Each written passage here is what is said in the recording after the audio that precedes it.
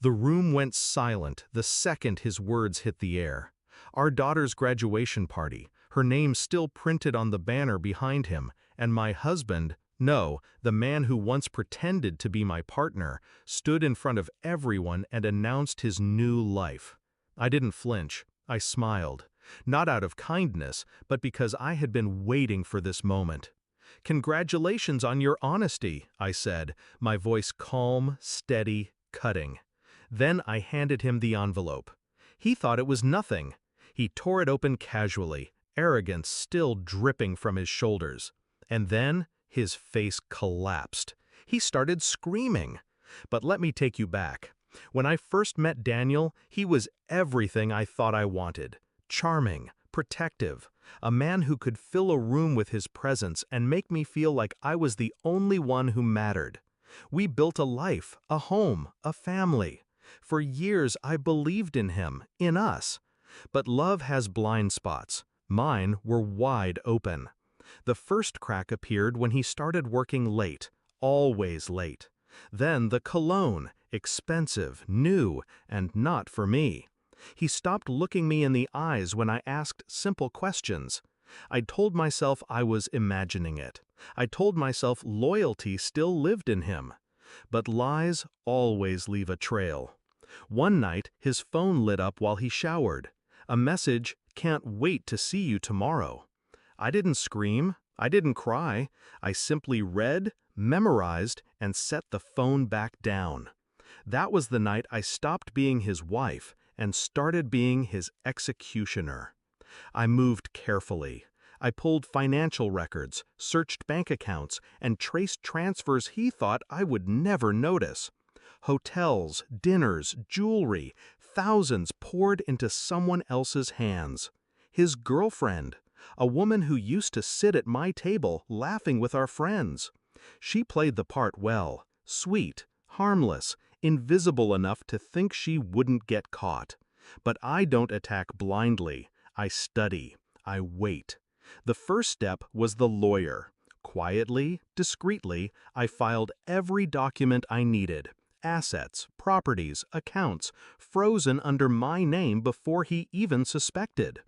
The second step was exposure.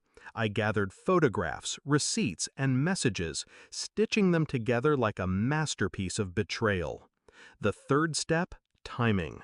I knew he wouldn't resist grand theatrics. Daniel always wanted an audience. He wanted to humiliate me, make himself the tragic hero of his own story. So I gave him the stage. Our daughter's graduation, the perfect setting. Family, friends, his lover sitting there, smug in her silence, thinking she'd won. And then it happened. He raised his glass, tapped it for attention, and spoke the words I had rehearsed in my head for weeks. "I've decided to start a new life without you." Gasps, whispers, all eyes on us.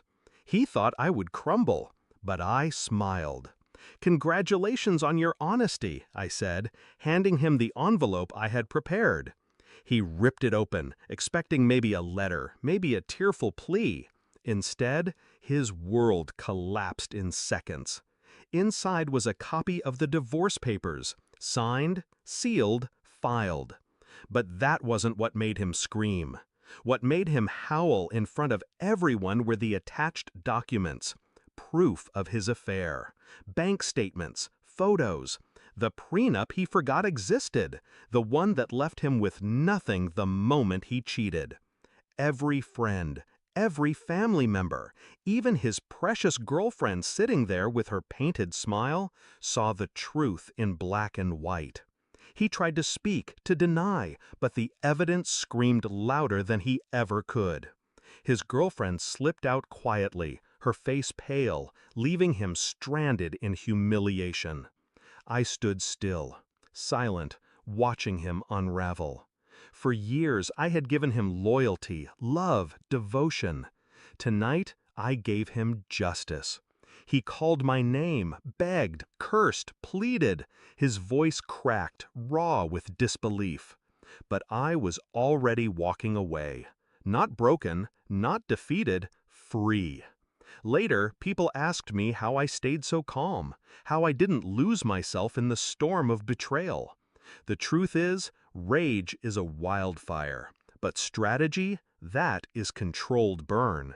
And controlled burns save forests.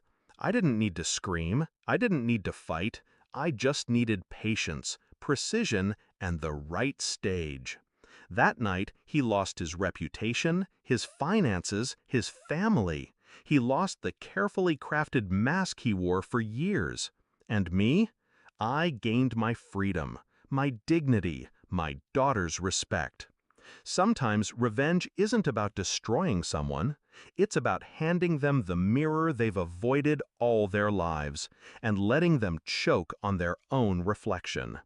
So when he screamed in that crowded room, it wasn't my voice haunting him, it was his own, and I will never forget the sound.